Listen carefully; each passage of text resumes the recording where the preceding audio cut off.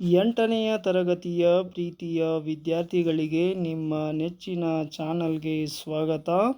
ಪ್ರೀತಿಯ ವಿದ್ಯಾರ್ಥಿಗಳೇ, ಇವತ್ತು ನಾವು 8ನೆಯ ತರಗತಿಯ ಮೊದಲ ಪಾಠ ತೆನಾಲಿ ರಾಮ ಈ ಒಂದು ಪಾಠಕ್ಕೆ ಸಂಬಂಧಪಟ್ಟ ಎಲ್ಲ ಪ್ರಶ್ನೆ ಉತ್ತರಗಳನ್ನು ಈ ವಿಡಿಯೋದಲ್ಲಿ ಚರ್ಚೆ ಮಾಡ್ತಾ ಸಾಗೋಣ ಬನ್ನಿ. ಮೊದಲನೆಯ ಪ್ರಶ್ನೆ ಬಂದ್ಬಿಟ್ಟು ವೊಕ್ಯಾಬ್ಯುಲರಿ ಅಂತ ಹೇಳಿದೆ. ವೊಕ್ಯಾಬ್ಯುಲರಿ ಅದರಲ್ಲಿ ಪಾರ್ಟ್ ಎ ಡಿಕ್ಷನರಿ ವರ್ಕ್ ಅಥವಾ ಸ್ಪೆಲ್ಲಿಂಗ್ ಅಂತ ಇದೆ. ಇಲ್ಲಿ find the correct spelt word ಅಂತ ಹೇಳ್ತಾರೆ. ನೀವು ಸರಿಯಾಗಿ ಸ್ಪೆಲ್ಟ್ ಮಾಡಿರುವಂತಹ ಅಥವಾ ಸ್ಪೆಲ್ಲಿಂಗ್ ಸರಿಯಾಗಿರುವಂತಹ ಶಬ್ದವನ್ನು ಆಯ್ಕೆ ಮಾಡಿಕೊಳ್ಳಿ ಅಂತ ಹೇಳಲಾಗಿದೆ. ಅದರಂತೆ ಇಲ್ಲಿ 5 ಪದಗಳನ್ನು ಅಥವಾ 5 ಶಬ್ದಗಳನ್ನು ನಿಮಗೆ ಕೊಡಲಾಗಿದೆ. ಇವುಗಳನ್ನು ಕರೆಕ್ಟಾಗಿ ಸ್ಪೆಲ್ಟ್ ಮಾಡಲಾಗಿದೆ. ಇನ್ನು ಬಿ ಪಾರ್ಟ್ನಲ್ಲಿ ನೋಡ್ತಾ ಇದ್ದೇವೆ ವಿದ್ಯಾರ್ಥಿಗಳೇ.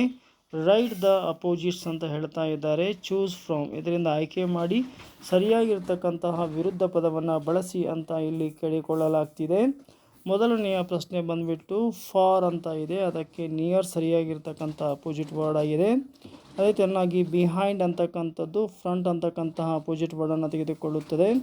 ಅದೇ ರೀತಿಯಾಗಿ ಮೂರನೇದು ಪ್ರೆಸೆನ್ಸ್ ಅಂತಕ್ಕಂಥದ್ದು ಆಪ್ಷನ್ಸ್ ಅಂತಕ್ಕಂಥದ್ದನ್ನು ತೆಗೆದುಕೊಳ್ಳುತ್ತೆ. ಅದೇ ರೀತಿಯಾಗಿ ಹಾರ್ಡ್ ಅಂತಕ್ಕಂಥದ್ದು ಸಾಫ್ಟ್ ಅನ್ನೋದನ್ನು ತೆಗೆದುಕೊಳ್ಳುತ್ತದೆ. ಅರೈವ್ ಅನ್ನೋದು ಡಿಪಾರ್ಟ್ ಅನ್ನು ತೆಗೆದುಕೊಳ್ಳುತ್ತದೆ. ಫಾರ್ಗೆಟ್ ಅನ್ನೋದು ರಿಮೆಂಬರನ್ನು ತೆಗೆದುಕೊಳ್ಳುತ್ತದೆ. ಸೊ ಅದೇ ರೀತಿಯಾಗಿ ಈಗ ಕಾಂಪ್ರಿಹೆನ್ಷನ್ ಪ್ರಶ್ನೆ ಉತ್ತರಗಳನ್ನು ನೋಡುವಂಥ ಸಮಯ ವಿದ್ಯಾರ್ಥಿಗಳೇ. ಇಲ್ಲಿ ಆನ್ಸರ್ ಒಂದನೇ ಪ್ರಶ್ನೆ ಕೇಳ್ತಾ ಇದ್ದಾರೆ.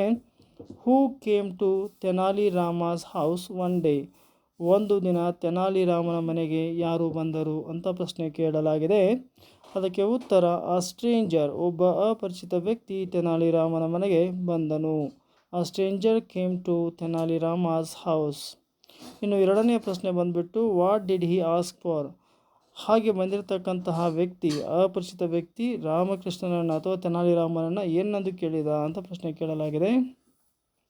ಸೊ ಈಗ ಉತ್ತರವನ್ನು ನೋಡೋಣ. ಇಲ್ಲಿ ಅವನು ಹೇಳ್ತಾನೆ, he asked for shelter and food for a few days, ಕೆಲವು ದಿನಗಳವರೆಗೆ ನನಗೆ ಆಶ್ರಯ ಮತ್ತು ಆಹಾರವನ್ನು ಕೊಡುವಂತೆ ತೆನಾಲಿ ರಾಮನನ್ನು ಆತ ಕೇಳಿಕೊಳ್ಳುತ್ತಾನೆ. ಇನ್ನು ಮೂರನೆಯ ಪ್ರಶ್ನೆ why did he want to stay there, ಆತ ಅಲ್ಲಿ ಏಕೆ ಉಳಿಯಬೇಕು ಅಂದುಕೊಂಡ. ಈಗ ಅದಕ್ಕೆ ಉತ್ತರ ಹೇಳ್ತಾ ಇದ್ದೇನೆ. ಹೀ ಸೇಡ್, ಆತ ಹೇಳಿದ, he wanted to stay there, ಆತ ಉಳ್ಕೊಳ್ಬೇಕು ಅಂತ ಅಲ್ಲೇ ಉಳ್ಕೊಬೇಕಂತಂದ. ಯಾಕೆಂದರೆ ಬಿಕಾಸ್, ಏಕೆಂದರೆ ಹಿ ವಾಸ್ ಟಯರ್ಡ್, ಆತ ತುಂಬ ಏನಾಗಿದ್ದ, ಸುಸ್ತಾಗಿದ್ದ. And had no place to go, ಮುಂದೆ ಹೋಗುವಂಥ ಯಾವುದೇ ಸ್ಥಳ ಇರಲಿಲ್ಲ, ಹಾಗಾಗಿ ನಾನು ಇಲ್ಲೇ ಉಳ್ಕೊಳ್ತೀನಿ ಅಂತ ಹೇಳ್ದ. ನೆಕ್ಸ್ಟ್ ಪ್ರಶ್ನೆ ಬಂದುಬಿಟ್ಟು ಪ್ರಶ್ನೆ number 4. Who wrote the letter to the king, ರಾಜನಿಗೆ ಪತ್ರ ಬರೆದವರು ಯಾರು.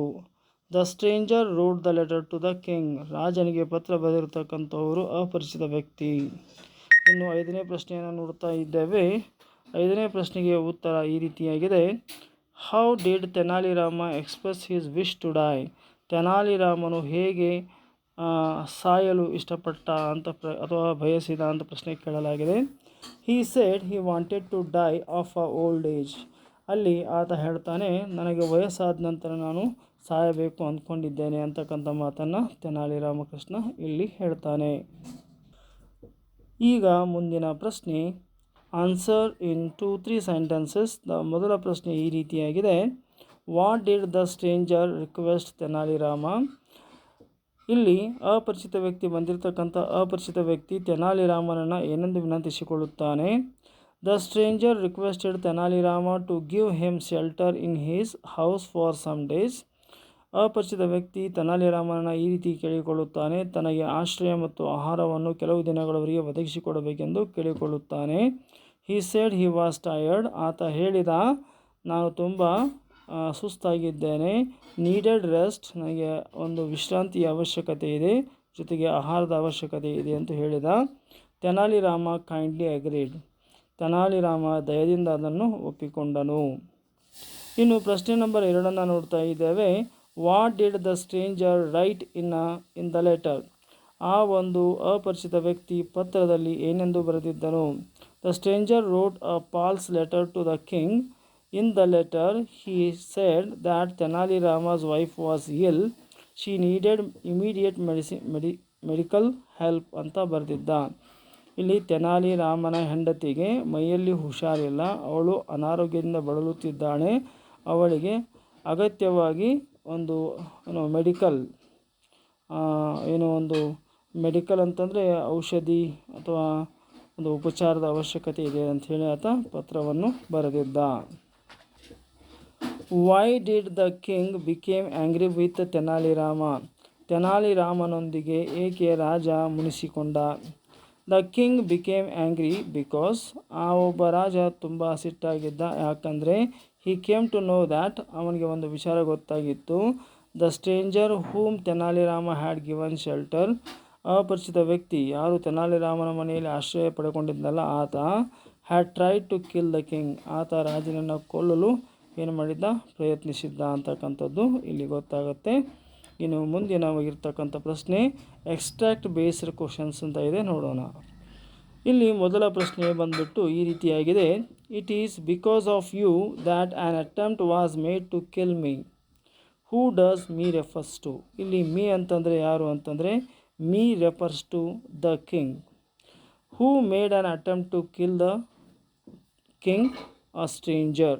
ಇಲ್ಲಿ ಸರಿಯಾದ ಉತ್ತರ the stranger made an attempt to kill the king. ಒಬ್ಬ ಅಪರಿಚಿತ ವ್ಯಕ್ತಿ ರಾಜನನ್ನು ಕೊಲ್ಲುವುದಕ್ಕಾಗಿ ಪ್ರಯತ್ನಿಸಿದ.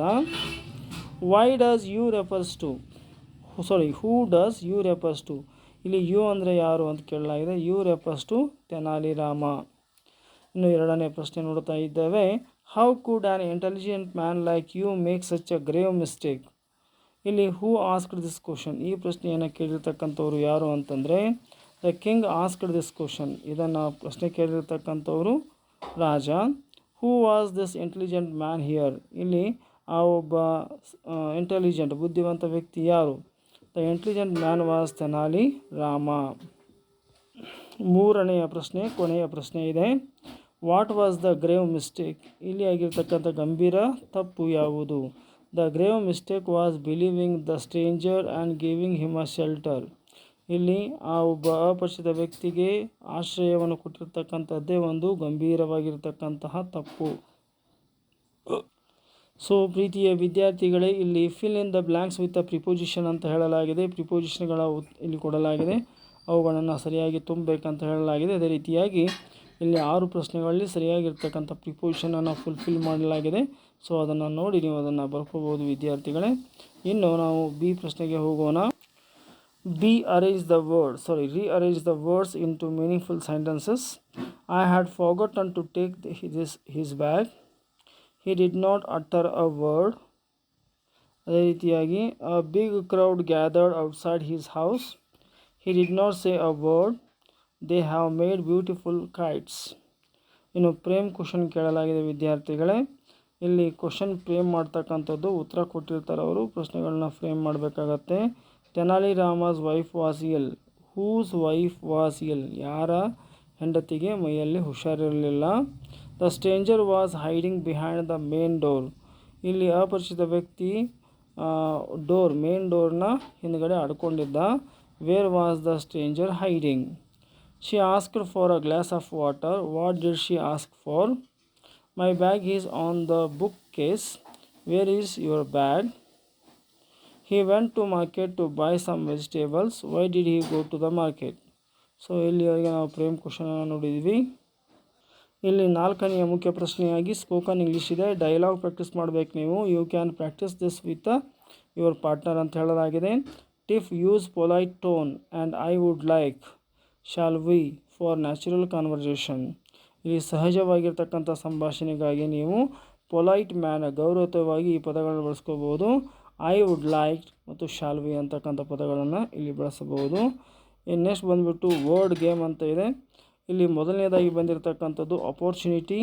ಈ ಅಪೋರ್ಚುನಿಟಿಯನ್ನು ಯಾವ ರೀತಿಯಾಗಿ ಬರಿಬೇಕು ಅನ್ನೋದನ್ನು ಇಲ್ಲಿ ತೋರಿಸಲಾಗಿದೆ ವಿದ್ಯಾರ್ಥಿಗಳೇ. ಅದೇ ರೀತಿಯಾಗಿ ನೇಬರ್ ಅಂತಕ್ಕಂಥದ್ದು, ಆಮೇಲೆ ಟ್ರೀಟ್ಮೆಂಟ್ ಅಂತಕ್ಕಂಥದ್ದು ಸಹಿತ ಇಲ್ಲಿ ಉತ್ತರಗಳನ್ನು ಕೊಡಲಾಗಿದೆ. ಇನ್ನು ರೈಟಿಂಗ್ ಸ್ಕಿಲ್, ಕೊನೆಯದಾಗಿರ್ತಕ್ಕಂಥ ರೈಟಿಂಗ್ ಸ್ಕಿಲ್ಗೆ ಹೋಗೋಣ. Read the story and answer ಅಂತ ಹೇಳಲಾಗಿದೆ. ಅಲ್ಲಿ ಸ್ಟೋರಿಯನ್ನು ಪುಸ್ತಕದಲ್ಲಿ ಕೊಡಲಾಗಿದೆ, ವಿದ್ಯಾರ್ಥಿಗಳಿಗೆ ಕೇಳಿಕೊಳ್ಳಿ. ಅದರ ಉತ್ತರಗಳನ್ನು ಇಲ್ಲಿ ಕೊಡಲಾಗಿದೆ. Who asked the courtiers a question? ಆಸ್ಥಾನಿಕರಿಗೆ ಯಾರು ಒಂದು ಪ್ರಶ್ನೆಯನ್ನು ಕೇಳಿದರು? King Akbar asked the courtiers a question. What was the question? ಹಾಗಾದರೆ ಆ ಪ್ರಶ್ನೆ ಯಾವುದು ಅಂತಂದರೆ, the question was, what is the thing that travels fastest in the world? ಈ ಜಗತ್ತಿನಲ್ಲಿ ಅತ್ಯಂತ ವೇಗವಾಗಿ ಚಲಿಸುವಂತಹ ಟ್ರಾವೆಲ್ ಯಾವುದು ಅಂತ ಕೇಳಿದ್ದಾರೆ. ಆವಾಗ ಇನ್ನು ಮೂರನೇ ಪ್ರಶ್ನೆ ನೋಡೋಣ ವಿದ್ಯಾರ್ಥಿಗಳೇ. What were the different answers given by the courtiers? One said bullock cart, another said wind, and yet another said light. What was Birbal's answer? Birbal answered, thoughts in the mind travel the fastest. Why was Birbal rewarded? Birbal was rewarded because he gave the most intelligent and wise answer that surprised everyone. So find the answers to these riddles ಅಂತ ಹೇಳಲಾಗಿದೆ. What is it that dies when it drinks water? That is fire. ಆಮೇಲೆ it has no wings to fly, it has no ladder to climb, but it climbs up to the sky. That is a smoke. And third one, it gets beating even if it does not do any wrong. That is called drum. It is yours but people use it more than you. That is name. You see the world with these two windows, that is eyes. Next, imagine you are the King Krishna Devaraya. What punishment would you give to Tenali Rama? If I were King Krishna Devaraya, I would not punish Tenali Rama. Instead, I would first ask him the reason. Tenali Rama is very intelligent and loyal. I would give him a chance to explain and then reward him for his honesty. So ಪ್ರೀತಿಯ ವಿದ್ಯಾರ್ಥಿಗಳೇ, ಇಲ್ಲಿಯವರೆಗೆ ನೀವು ನಿಮ್ಮ ನೆಚ್ಚಿನ channel ಆಗಿರುವ ABG spoken English ಕ್ಲಾಸಸ್ಗೆ ನೀವೇನು subscribe ಆಗಿಲ್ಲ ಅಂದರೆ ಈ ಕೂಡಲೇ ಸಬ್ಸ್ಕ್ರೈಬ್ ಆಗಿ. ಈ ವಿಡಿಯೋ ನಿಮಗೆ ಇಷ್ಟ ಆದರೆ ದಯವಿಟ್ಟು ಲೈಕ್ ಮಾಡಿ, ಶೇರ್ ಮಾಡಿ ಅಂತ ಕೇಳಿಕೊಳ್ಳುತ್ತಾ ಧನ್ಯವಾದಗಳು.